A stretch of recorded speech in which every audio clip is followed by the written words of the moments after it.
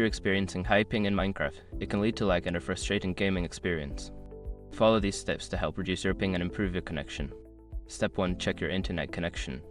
Ensure that your internet connection is stable and fast enough for online gaming. You can run a speed test to check your download and upload speeds. If your speeds are low, consider resetting your router or contacting your ISP. Step 2. Use a wired connection.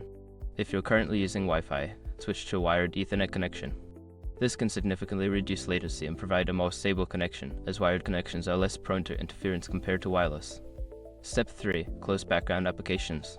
Close any unnecessary applications running in the background that may be using your internet bandwidth. This includes streaming services, downloads, and other online applications that could be affecting your connection while you play.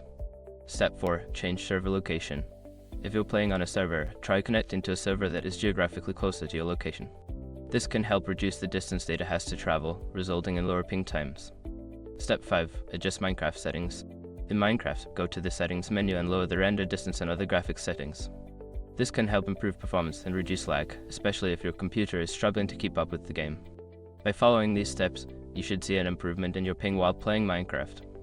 Enjoy your gaming experience.